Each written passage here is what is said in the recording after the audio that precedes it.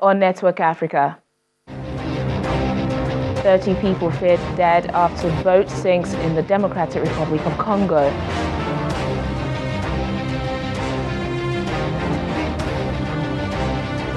Eight miners confirmed dead in central Zimbabwe after a mine shaft explosion.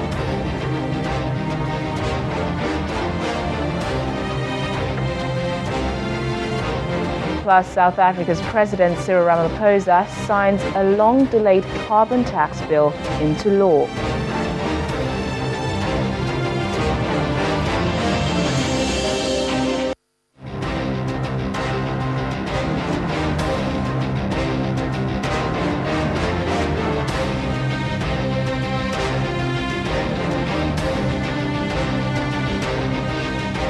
Hello and a warm welcome to the program. I'm Teniola Shoboale.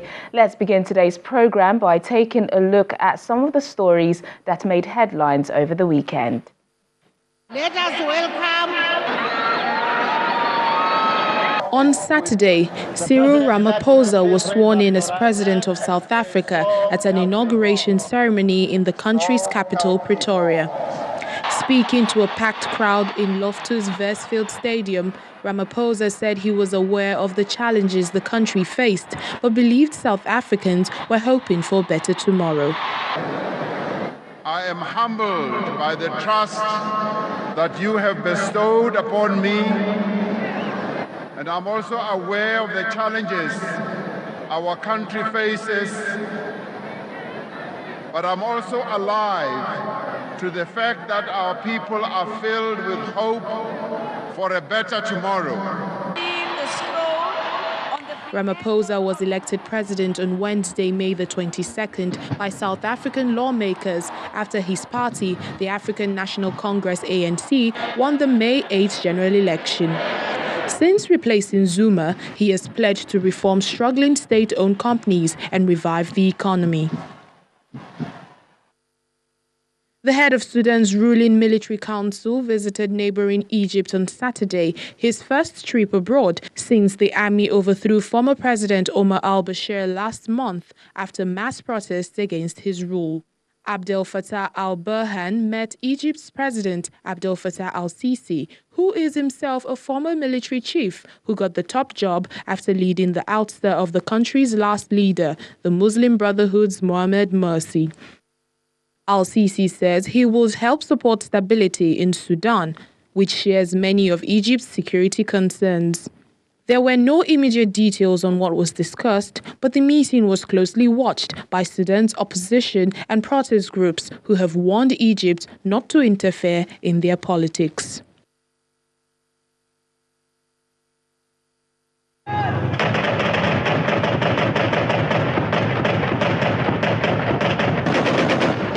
And forces loyal to the United Nations-backed Libyan government carried out a counter-assault against Eastern Commander Khalifa Haftar's Libyan National Army as the battle for the besieged capital intensifies. The flare-up in the conflict in Libya began in early April when Haftar's LNA advanced on Tripoli. The LNA is now bogged down in southern suburbs by fighters loyal to Prime Minister Fayez al-Sarraj's government of national accord. The country has been gripped by anarchy since Muammar Gaddafi was toppled in 2011. According to the United Nations, fighting in the battle for Tripoli has killed at least 510 people, forced 75,000 out of their homes, and trapped thousands of migrants in detention centers.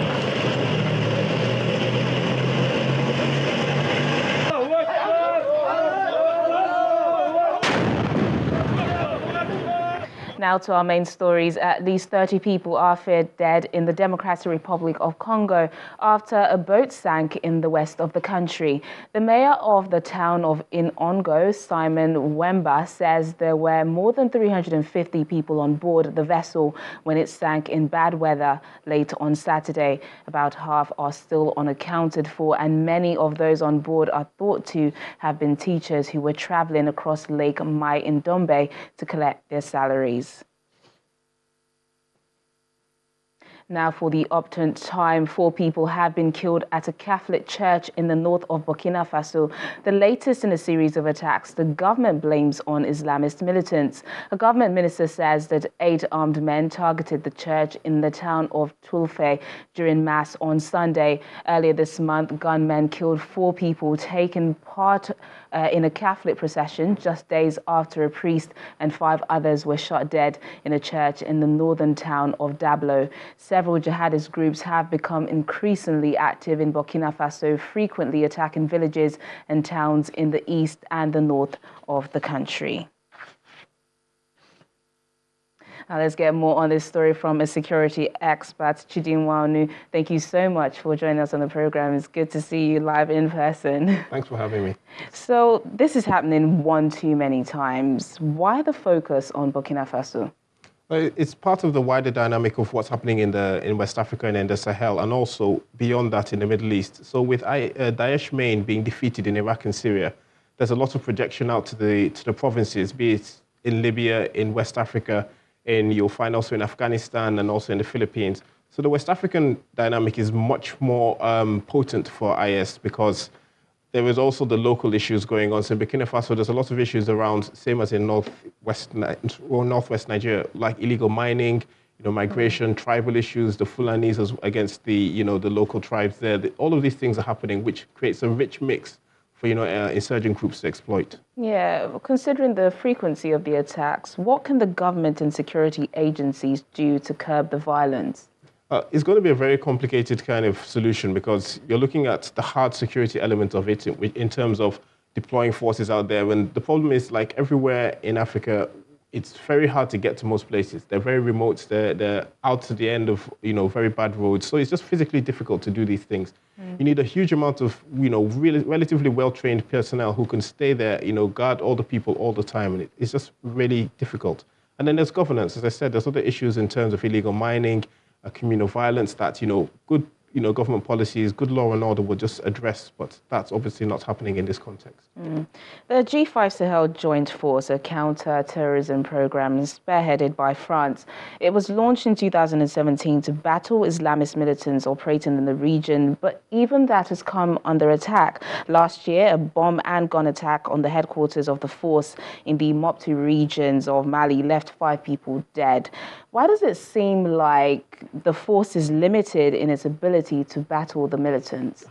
Because it is limited. So the big problem again is space and time.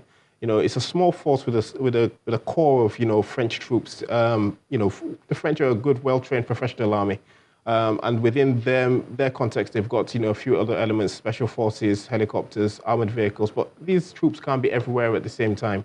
They can only do what's currently striking high-value targets in certain areas in order to have a disrupt or destroy in those areas. And once that happens, they just move on. So if you see what happened in Niger with the ambush in Tongo a few years back, that again was a response to operations by the G5 Sahel group up further north. So all these things keep on boomeranging. And again, it comes down to having the right amount of manpower and also the right government policies to counteract the appeal of the insurgents. Yeah. France has been helping a lot in this region, but what else can the international community, especially the AU, the UN and the United States, do to help resolve this crisis? So we'll start with the AU. The AU could do a lot more. So the AU could work as the coordinating body or the coordinating actor in all of this, bringing together.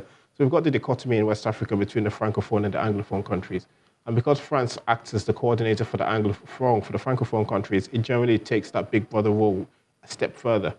The AU should step into that role. The EU can help the way it is already kind of helping with funding and training, but that training needs to be fit for purpose, not just ticking the box and, sending trainers in for a 6-month tour. They need to actually, train people in things that are needed. And then the United Nations, again, can act as an enabler. The United States is a little bit more difficult because it has a difficult political situation right now and a slightly complicated operational picture in Africa, but it could act again in terms of funding and further training for the indigenous African forces, because it's only indigenous African forces that can solve this problem. All right, then, security experts, Chidin Wanu, thank you so much for joining us on Network Africa today. Thanks for having me. It's a pleasure seeing you. Now, authorities in Guinea have demolished houses in the Dar es Salaam neighborhood, which were situated on a landfill on the outskirts of the capital. In 2017, 8 people died there and several others were wounded when a portion of the site collapsed on houses after torrential rains.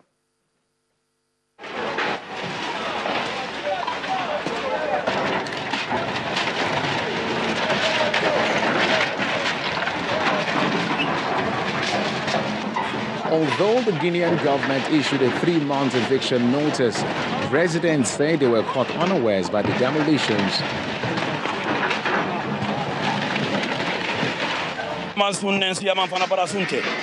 A lot of people here are fasting right now and had to break it. They destroyed my house, which used to be here. They destroyed it in front of me.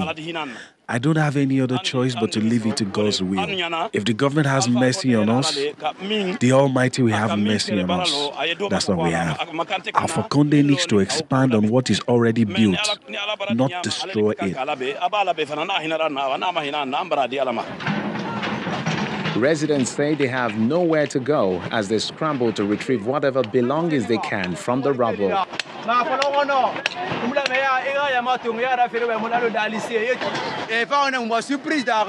They surprised us. They injured one woman's eye and shot 2 people. We don't know if they will survive. So we have to tell the government to help us. We have nowhere to go. Our belongings are on the streets. If you don't believe me, I can show you. We have nowhere to go. During the holy month of Ramadan, where are we going to go? God, it's hard to live in Guinea. The area is filled with wood and tin roof houses, some of which are situated at the base of a towering mass of refuse. Guinea's government says it will compensate each affected family with 20 million Guinean francs, an equivalent of $2,000, a figure many say will not meet their needs.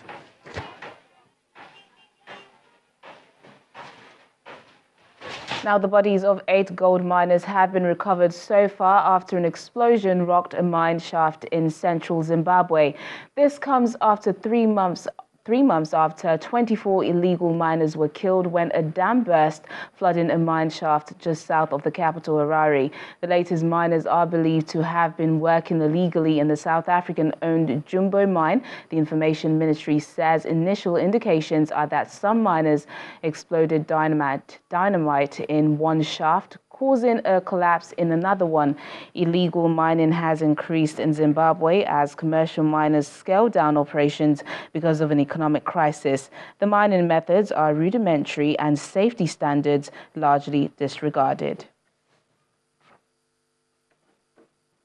Now, South Africa's President Cyril Ramaphosa has signed into law a long-delayed carbon tax which aims to lower the emissions of one of the continent's worst polluters. From the beginning of June, a tax of around $8 per ton of carbon dioxide will be levied. Although due to tax breaks, the amount of money paid will often be far less. Environmental campaigners say the new tax will not enable South Africa to meet the emissions target the country signed up for in the 2015 Paris Agreement.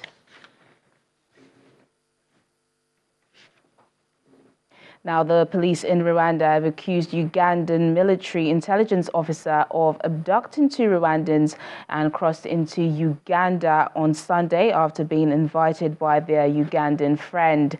The allegation is the latest sign of strained relations between the 2 governments.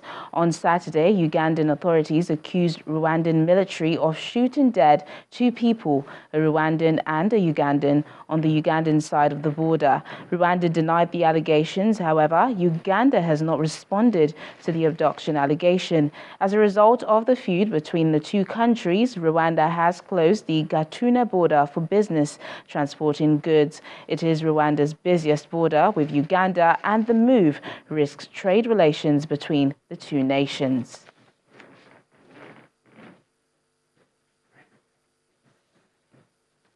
Now, still to come on Network Africa. Voters troop out in Madagascar to elect new members of parliament. Please stay with us.